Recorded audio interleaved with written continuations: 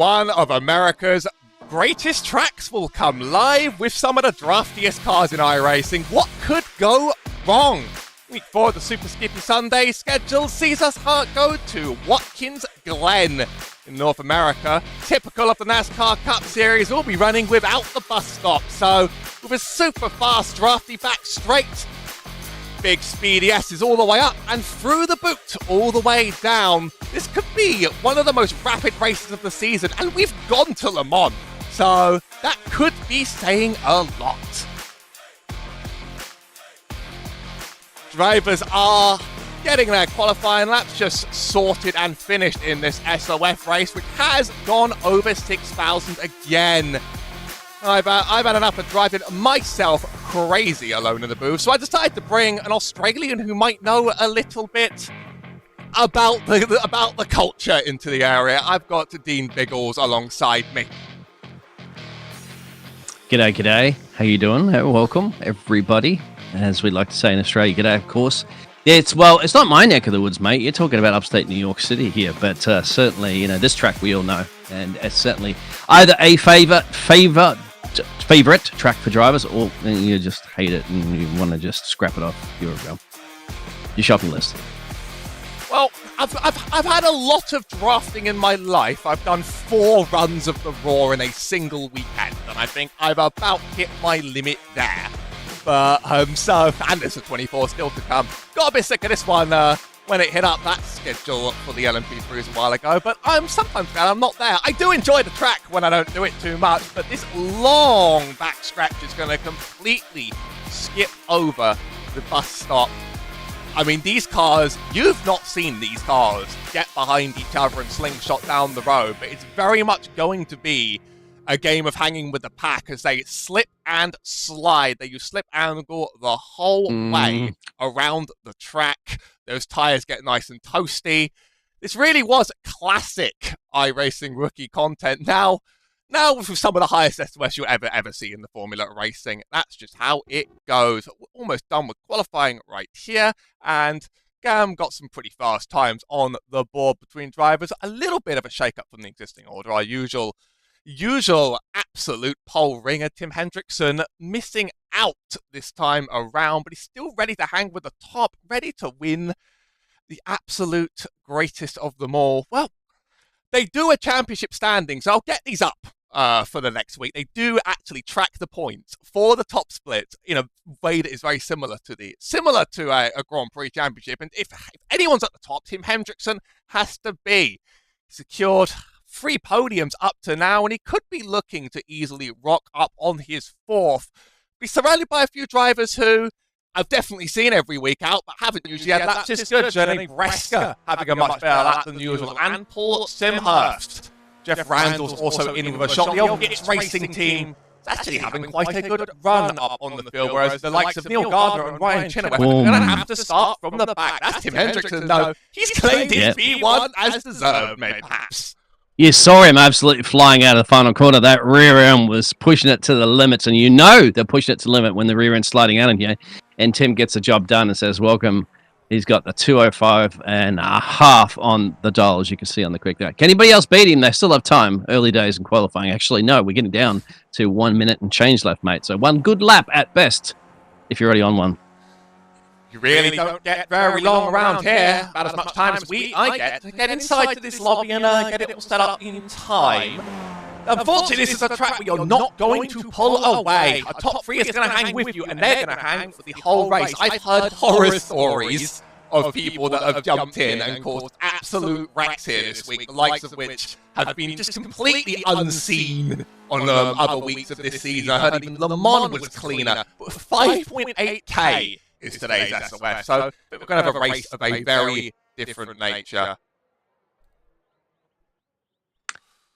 I think that's just about it. Yeah, only a couple of... No, I didn't see anybody else on track at the moment. So you've got a gap spread from P1, which you'll see in those results coming up soon, to down to P14. It's about a second. That's not too bad considering these glorified go-karts that I called them earlier, mate. There you go. I would. Grid. They definitely are certified go-karts. I'll tell you that. Tim Hendrickson takes up P1 with Tio Tero Hietanen on P2. I might get that name right eventually. Dennis Johansson in 3 with Jerne Breska in 4.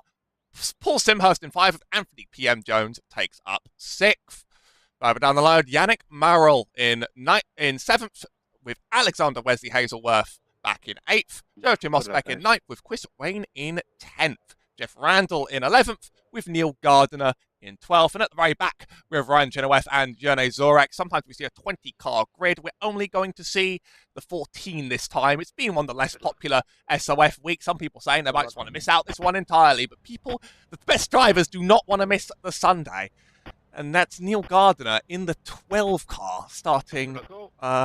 That's Tero Hietanen starting in the 12 car. And the number 2 car, starting in 12. Just to let you know, Beatrice was saying something about an echo. We'll make sure that's all sorted out.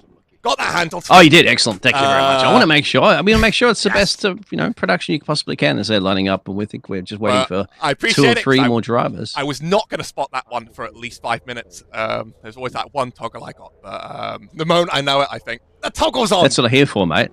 Yeah. I'm here for to help you out on that one, just to go. I'm your co-pilot, if we're going to go down, we go down together. I need veterans in the booth. Every week I feel like I'm re-guessing how to do the same things over and over, and this thing's been running for months.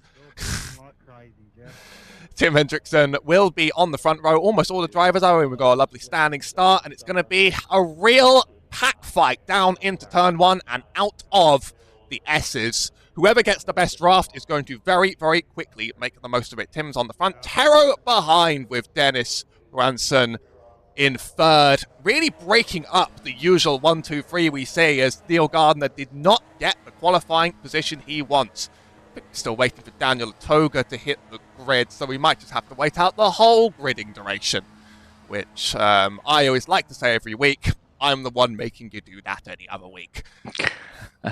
It happens for me when I do some AI testing, of course, when I have to do AI and I don't race myself, it puts me on the grid and has to time out whilst it loads me in. I think we almost have everybody just we're waiting. Here we go. Green on the road. Is that a jump start? I've not seen any black flags come through. I think someone might have timed that one really, really well. Jeff Randall gets the lead with the 1, 2, 3 as predicted. No one quite making any bold, insane moves as every car survives out of turn 1, and we are ready to start running up the hill. This pack could stay with each other for a very, very long time. The drivers that drop off are going to have to work together quite hard to stay on. We definitely have at least 3 up front. Jerne Breska as well, hoping to be a part of that train. Almost everyone's in for a shot, but I see the number 3 of Dennis Johansson trying to go wide here in order to get a different angle on the drivers. You go so much faster down the hill at the boot. It's 3 wide, and that outside line is going to work for Dennis. Takes it out the outside. Almost. He's going to make it stick. Yeah, you're right, mate. Absolutely. If you get a nice push from behind, like NASCAR style, you may be able to get it. He's going to flip that around to on the inside apron at the moment there. Dennis Johnson and Tim Hendrickson, and there we have it at the moment there. Tim and Dennis will be very spicy this time, and I tell you that right now, Beatrice, that looking spicy with them in P1 and P2 currently at the moment. Keep an eye out for Paul lurking in the background. He might want to put a split to this party currently at the moment in the number 8.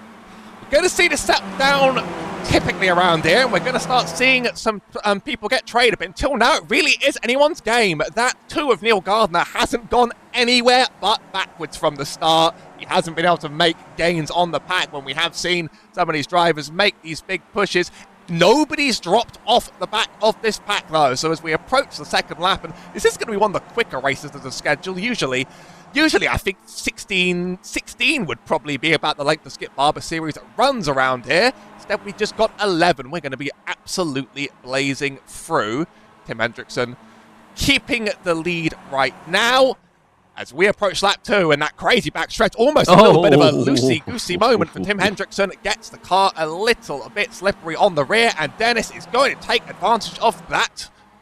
Absolutely, yes. Certainly will. He won't be the only one, I don't think. Paul may be able to stick his nose in there. He won't. But that's putting that power down that final corner. That was perfectly fine. They probably gave you the pole position, the fastest lap, of course, when it comes to qualifying. But you lose that speed once you cross that line. And, of course, in the turn 1, you just saw the OT gets done there. Dennis Johansson in the lead there from Tim and P2. Keep an eye out. And Paul, do we tell him that at number 8, Smithhurst looking to challenge Tim for P2. Dennis Stranson goes to the right with 3 wide in behind. I see there, looks like Anthony PM Jones trying to make it in with 3 wide. They're going to turn right for a second. 2 Under the rows. bus stop. All the way down the backstretch. I've never my seen... heart. I honestly thought they were going to turn right in the bus stop at that point. I was like, you're not going to make it, guys. I would love to see cars like that pile it into the bus stop corner. I feel like we'd witness much deaths, maybe send the actual D-Class drivers here, but, you know, our 15 car has 4,000 I rating. So when I say they stack these lobbies, I'm not kidding one bit. They absolutely... 4K I rating. Wow. That's not bad. It's about 4,000 times more than I have at the moment. They're kicking up some dust at this moment with that new debris model that they have here in iRace. And I'll put a test to these cars as well too, mate, because they're already slippery as it is. Throw some kitty litter on the track there and see how much more slippery you want it. Yeah, thankfully no gravel here in order to induce some extra rotation in these cars. I absolutely want enough rotation as it stands already. But yeah, the dirt can end up a little bit on the track. I'm still wondering about that patch of Moulton Park last week. There was a little patch of grass on the track, those who were watching, and I don't know whether it just stayed there forever. It was a part of the track forever. Tim Hendrickson and Dennis Johnson are absolutely trading at their places right now. They're trying to swing it right. Dennis doesn't get the lead out of the final corner, but I think he's got the run now into turn 1. This top 5 has absolutely cemented themselves, but I thought the cars behind might have fallen off the train. They definitely haven't in any way. Jeff Randall setting the fastest lap though. Bit of an unexpected call out there from Skip. He's certainly not out of this. The old Gits drivers in the yellow and green are going to be working together to get their way up the field. As I see one of the pink cars there of Teruya Tanner has dropped back quite a fair bit. The drivers now flying their way through. We've got plenty more runs of this back stretch for you today, and we're certainly seeing more live action than we saw at the Le Mans circuit just a few weeks ago. We could possibly be going 4 wide if we're crazy enough. The 9 car sneaks his way in there. He pushes out Tim Hendrickson. There's some slowness around. There's not too much damage. I thought that was going to end in absolute tears. Instead, Tim is just about able to hold on to that P2. That was scary. Oh, well, we like scary. We like entertainment. Absolutely. I'm surprised at the moment, touch wood, that everybody's still pointing in the right direction. Now, you did say that we are talking about the big boy club here in iRating, so these drivers certainly have been around the block a few times and know how to keep it parked on the black stuff on the tarmac there and putting it in the right direction once again. Dennis and Tim still at it too for now. Paul hasn't been able to do too much about it. Midfield are being shifter-rooing all around the place, my friend, and they throw a blanket over. They're as close as right there, and there's your pictures. That's Alexander there too, isn't it? And good luck on those. I can't pronounce those names. Jacob Oblesk, I think. I mean, I still struggle, and I've been seeing some of these drivers week after week after week. It almost becomes a joke how I get some of them wrong. But Ellickson definitely can claim compensation of what I've done to his name. I think I might have gotten it wrong yet again. That was an all-time classic. Hendrickson and Johansson, neither have made an absolute run, but I don't think we're going to see anyone make a run all the way up to the white flag. Paul Smithhurst did climb up very, very high. You called him out at the very, very start of the race. Only 2 places on the board to me, but it's true. I didn't notice him at the start, and then he just absolutely flew through. Now he's part of the game. The 10 car on the inside of Anthony PM Jones. He's now going to settle into that P3 with a nice move as they go very, very wide. I think the only way to properly survey what's going on down this straight is to bring out the chopper every single time. Lap's getting faster. It's Daniel Atoga from the back. He must have had a mistake and is running in clean air. Surprised that he's able to get fastest lap without the slipstream around here, but there's no cars in his way either. 3 wide. Here we go again. Make it 4. Is it going to be 4? Stick it in there, son. Let's go 4 wide. Absolutely. They're not going to turn right. That scared me before. Let's see who's got the put. Absolutely clears the field going through into turn 1. And down behind, that's Hazelworth, who's just had a bit of a slip and he's lost the pack. He got the run of the century up there, and Jeff isn't done. He likes winning every week, and he's going to keep doing it very much so here today. But every driver in here have a shot. Down behind, that's the 2 car. of Neil Gardner. He made some good moves up the road, but he just slid through the grass, and he's going to have to work all the way again to join this pack. He could just be dropping off completely as it stands. Has Jeff got the green and gold on that one, mate? Because he's got the racing spirit like he's Australian, Jeff Randall, but I don't believe he is. In the neck and neck through it, 6-1, half a dozen to another into this turn. We got somebody turned. That's Hendrickson. Yep. Turned on one car. He's able to just about recover it in time, but I think he was just pushed out there by the 8 behind him. I'll catch that on a replay at some point, because honestly, there's so much going on here. Sometimes you don't even get a time to breathe around this track. That's Tim said right to the back, and I don't think he'll have another shot at the top. He hasn't had a race this season where he's truly struggled for position, and that was going to be the one. I think so. And Denny back into the lead of this one. Denster, as you're going to see, the 3 wide battle teammates, of course, too, in the green and gold machine. As I said, it reminds me very much of the Australian livery. Aussie, Aussie, Aussie, oi, oi, oi. And there's the number 10 of Anthony P.M. Jones, who's now in P2. A bit of a switcheroo in some of the big names here at the top of the timesheets. But, of course, Dennis Johansson is back in there. Only problem is he's missing his dancing partner of Tim, who's fallen back to P11 with that collision. One way to get back up to the grid would be to play a draft train with teammates. I actually saw it work at Alton Park of all places, but now, yes, running on your own, it's going to be hard. It's 3 wide again. The 7, Jeff Randall, wants to get that slingshot again, and the 6 behind in Journey Preska would like to quite join as well. Outside line seems to be pretty fast as we rip through this corner very, very quickly. And Joachim Osbeck, I've not really seen running with the top. He's now in with a shot. Oh, the 6 around. He just got big turned by Osbeck there. And these cars' aeros usually cosmetic, if anything, but that's not going to be good to get down these straights.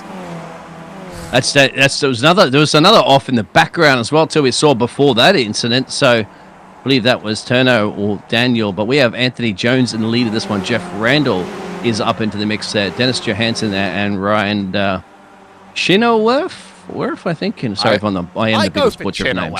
Here's Chenoweth. Here's yeah. Let's just see if I can. Oh, we're gonna hit the rewind button. My favorite thing to do. There's 3 cars actually. Yeah, he's already lost it. Actually, he's been tagged.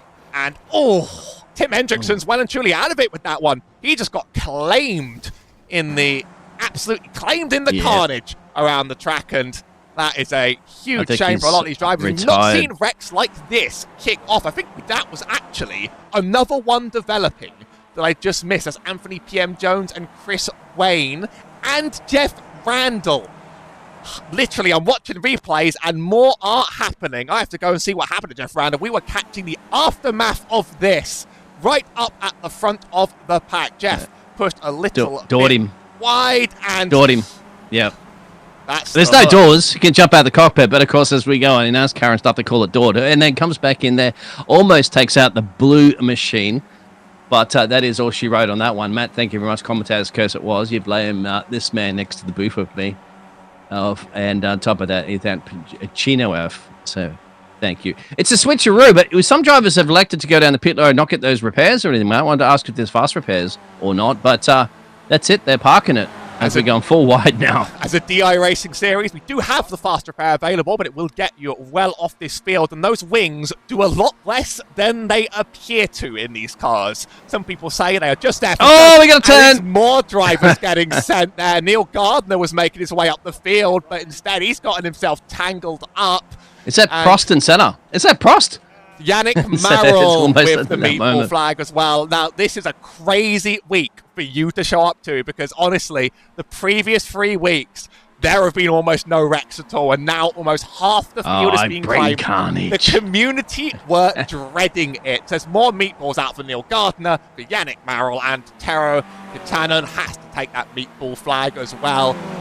Truly, this has thinned out now as we approach the back half of the race. Dennis Johansson has gotten well away, but Ryan Chenoweth, who has been a contender at the front in past races and through sheer force of personality and luck, has just ended up at the front again, could work together with Journey Preska to bring some glory to these teams once again, as Johansson's going to be punching into that thick air now. Only really a few cars, though, running at the top. We've just seen bloodbaths all around the track. Oh, yeah, it's, well, more meatballs than an Italian pizzeria, isn't it? As you see here this evening. But yeah, hey, you bring the action, of course. I come here and I expect everybody to start door banging and rubbing is racing, as they say, and they certainly have been, and turning drivers left and right, but we still have some interesting. I think that's Neil Gardner going into pit road as well, too, so he's dropped outside that top 10. He's gone down there to cheer Tim up, I'd say, and give him a little bit of a high five and hug and say, Tim, get back out there. You know, Michael Schumacher never give up. Winston Churchill said you never give up, you never surrender. Even you halfway through the race, you never know. A couple of drivers take each other out. Bang, all of a sudden you're back in the top 10. I mean... What else are you going to do on your Sunday afternoon or morning, whatever it is, when you're neck of the woods? It's classic F1 where they had the spare car. They had another car in the garage. Go in, just get in that, just drive it out. You got jump in the T car for doing that in race conditions, but... That's maybe where the Skip Barber Series is going to differ just for once. You do indeed get to drive the spare car, get them out of one into the other. Only this top 6 have really run as a train. The back car of it is Joachim Osbeck. He's the only one who can really join this, I think. Daniel Toga is very, very far behind on the road. But Dennis, I'd be surprised if Dennis can just continue to pull away at the front. We see drivers work together very effectively when they have to around there, and man, am I going to enjoy looking at what someone like Discord community has to say about how that race went after the fact. As I see Tim Hendrickson still in pits along with Yannick Marrell. They may as well give it up. Yannick Marrell's actually caught himself another black flag on the pit lane. So not his day. Drive through it again. Naughty. At that point, just sit at that point maybe just sit in the back and just drop out for the day. You'll get him next week. This is a absolutely chaotic circuit. It's delivered unlike I could have ever expected. Oh, you know why they're getting drive those penalties, and I see it all the time. It doesn't matter what racing league you're a part of. I just say it, and I say it over and over again. Practice your pit stops, and that means approaching into the pit lane there, making sure you hit the right speed, make sure you hit the right pit stay box as well too, because But drivers, somebody, and that's the thing. I want to make a league as well too, and I say, okay, there is no escape and tow back to pit road. You have to drive back, and if you can't drive the car, you get out and push it if you have to, because that will make you learn how to actually having to go back into pit lane. Curse, this is a simulator. We're simulating real life. We're going to simulate real tracks and real conditions. Simulate having to drive your butt back to pit road. Or if you get towed, you get that NASCAR DVT and they say, you're done, mate. There you go. You're done. You're done, yeah. If you tow during practice sessions or qualifying, and then that's it, you can't come back out. You are out of the race. iRacing could fix a lot if they took repair bills out of your iRacing wallet. That's all I'll say. They fix a lot of driving standards there. Chenoweth and Breska are playing their trading game, but I don't think they've made up much time here on the lead car, Johansson. It was about 2.6 the last time I checked a few laps ago, and it's looking to be about 2.6 around now. Trust me, I promise it's not that rear wing. It's probably this rear wing is having less of an effect than you could possibly imagine, but sometimes we get to see these drivers really work their way up the field, and next week is going to be very undrafty as we head to Laguna Seca. An iRacing Classic car and an iRacing Classic circuit. There's nothing quite like it. No big straights to ask for, and possible death down the corkscrew. What's up with all this bloodbath and death and carnage? We're going to tune out to start putting an R rating on this broadcast. We're talking about that. But I want to see AI-generated tracks there from iRacing coming in the future as well, too. I love these old classic tracks, but what about an AI-generated track that everybody only gets an hour to practice on and go for it? That means it's going to be an even Stevens playing field, isn't it, for the rest of the crew? Because nobody would have more or less experience than anybody. So perhaps that'll come in the future as well too. Seen some games try. We shall see. I'd love to see someone really get a proper track editor in and just let me produce. You never know. I reckon if it generates tracks, like hundreds of tracks, and people try it all out, and then eventually you go by thumbs up voting. That a lot of drivers go, hey, this was a not bad track. Okay, the last 9 of them are horrible, but this one actually could be added to a calendar. So something like that. We'll see. Maybe that's more for the future, of course. We're here at Watkins Glen at the moment, so we have to sort this problem out first. Maybe Adam Miles lose his mind and put us on the Slinger figure 8 next season as like a punishment for all of our sins. Like, all right, you guys complained about my track choices. We're gonna make you cross over the track on each other. Yeah, exactly. Like a Wreckfest kind of edition of it. Add a death loop into it as well. A little bit of ground being made up on the leader, but not terribly much. There's only a few laps to go in this race, and really, everyone out here has settled down a whole lot more than I'd expect. But this 2 and 3, I think, are going to be trading their places and chasing each other down for the rest of the race. You often don't really see anything kick off until the white flag, the 4 and the 6, kind of gaining the position and taking it back. The cars behind are going 3 wide occasionally down this backstretch, probably with a little bit of peace and quiet and less fear that they're about to disrupt the Talladega-esque pack that they are running with. There is small inroads being made on Dennis Ransom, but they're going to need to happen way faster in order to make up this gap in enough time to finish this race. We're in 2.3 now. It's only very, very small things.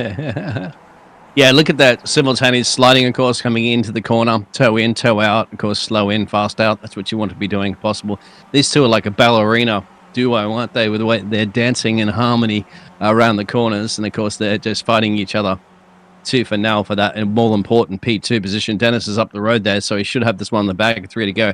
Pending it keeps it pointing in the right direction. Further back, of course, a big squabble for that just outside that podium. So they're foaming at the mouth for a bit of the bubbly stuff, but going to catch these two up the road there.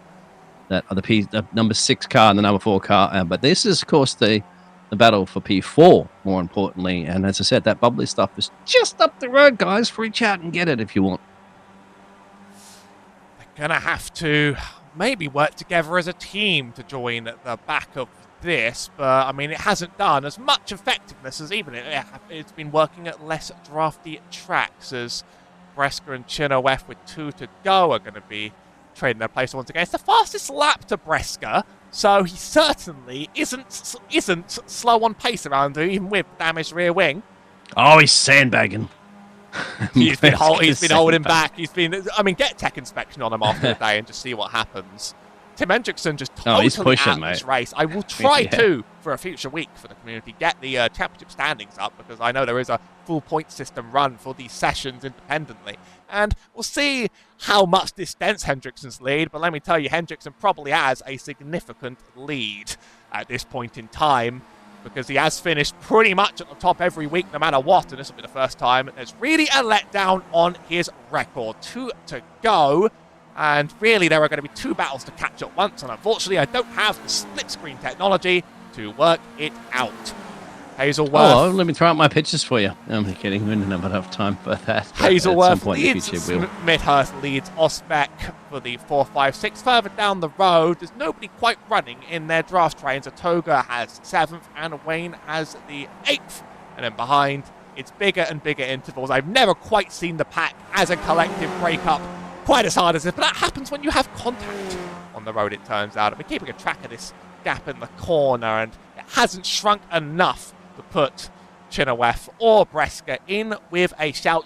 They can sort of like see their car up ahead. Maybe there will be a dramatic, epic mistake, but we're at the bus stop. That's usually the place that people have the most problems on this circuit. So really, there's still going to be some chasing and moving for some of these positions for that second, for that 4th as well. And to the winner go the spoils. Chenoweth got very lucky from a poor position to end up here so far, but he's going to appreciate every bit of the points that he gets for it as we approach our white flag lap. And Breska got passed by Ryan in that previous lap as well, too. So just after he put the banker fastest lap in, it didn't make any difference, because Ryan and Chenoweth, thank you very much for that one there, Matt, out there. He just got the job done, won the overtake, and he's trying to just secure that P2 position. Dennis the Menace to the rest of the drivers. There you go. That's your nickname, that Dennis the Menace. Of course, it's not new, but that's a good menace. You're a menace because the other drivers find it so hard to catch you. You're not a menace because you're a bad driver. That's what I'm saying there, Dennis. Should have this one in the bag, mate. Final lap, but let's have a look. Last possible dash chance here from Breska. This is the most important straight if you want to claim your place, and Breska's going to get it on the draft. Down behind, it looks like it's between Smithhurst and Hazelworth. Osbeck is completely out of that chase indeed on the inside line here. Ryan Chenoweth, their cars are even, but entering the boot. It's one of the toughest braking zones on the circuit. And both cars gliding on through. There really is nothing between them. We could see this in the last couple corners. Thinking a bit of a net code contact between the 2 cars here, as Chenoweth has the inside line all the way up the boot. and gives it up wide to Breska, who definitely is going to have the pace advantage down our the longest straight. They're not drafting indeed. Up the hill, hardest corner on this track by far due to the elevation change. It's not unsettled anyone like it quite unsettles me from week to week. They do look like they come together on our screen. I think they might just be okay. I like to call that Aussie netcode at its best. Breska has the lead for now. It's a left and a right. It could be either car on the line, and it's going to be an absolute photo finish over the line. Chenoweth has the lead, going to the second to last. Breska's going to need to send it up the inside to make it happen. I don't think it is, and I'm not sure there's enough time to make the draft work. No, there's not. Space is going to be given. I don't think so. Cool, actually. It's not happening, and that's Chenoweth with the P2. Behind, Smithhurst is led by Hazelworth, with Joachim Osbeck further behind. That was quite unlike anything we've seen on this series yet. I can promise you that. I've never quite seen the field thin out so hard, but you know that you were going to run that close for that long around here. It was going to end in tears. I was going to say, we had to see Dennis, of course, Johansson to get the race win as well. Everyone could see him cross the line because he was so far up the road there, about 3 seconds to change actually from that close battle for P2 and the final podium positions there as Chenoweth gets the job done there on Breska. But there's Dennis, the menace to the other drivers, getting the job done, surviving all that chaos as well too. You'd have to say there from Dennis, but he did put himself in a good position for that qualifying performance and delivered it home here at the Glen. Well, I'm sure people are going to beg to not. Some people are going to beg not to get this one back for a few weeks, for a few seasons. Other people are going to beg that we do it again and again and again. Those are the varying tastes of drivers on the whole. Please bring me back to my actual lovely cars going, so that I can bring you the race results. Thank you very much. For results for the whole field, then a few surprises up on the grid, but it's won by Dennis Johansson. I'm going to get that wrong every time I say it, I swear. Ryan Chenoweth takes up Chenoweth, I believe he's been told now, takes up P2 with Jane Breska in 3. Alexander Wesley Hazelworth finishes in 4th with Paul Smithhurst in 5th. Joachim Osbeck in 6th finishes ahead of Daniel Otoga, Chris Wayne, Jeff Randall, and Neil Gardner in 10th. Jene Zorek finishes in 11th. Tero Hitanen finishes 12th. Yannick Marrell a lap down, with Tim Hendrickson and Anthony PM Jones not finishing the race. Very, very unusual for the drivers around here. I can hear a tiny echo in my ear of the drivers talking over what just happened in that race between themselves. I might just have to leave them to it. There's going to be a lot to talk about between them sometimes in these tight-knit communities that do these SOF races. I know I race all the IMSA vintage races where they do these time slots. Sometimes the discussions after the race are the most interesting part of the day. As we see that 4-car. Yeah, I was going to say, pull up the broadcast on other ways. I never run on one, never broadcast live the actual chitter-chatter that goes on in the iRacing chat at radio, because, you'll be every 5 seconds live, even though you tell the driver. I mean, of course, drivers don't know that they're going to be on the broadcast, but wow, that was I didn't know what you said. You said to me in the green room, this is just, these guys are fast, it's cool, calm, single file, not a lot of action, as in overtaking drama and blood in the water. But I don't know, mate, I must have got the wrong facts on that. Well, the wrong person, a crazy draft track this week. It's going to be a very, very tight and tactical one next week, same time, same place on the channel, as we go to Laguna Seca. I can't wait to see some 6K drivers pile down that corkscrew, and I bet they're going to do it cleanly. But it sure as hell is going to be just an absolute miracle every time someone sends it down there. Until then, I've been Howie Burroughs, and this has been Dean Biggles, wishing you a great morning, evening, or afternoon, wherever you are. And a great week ahead of you as well.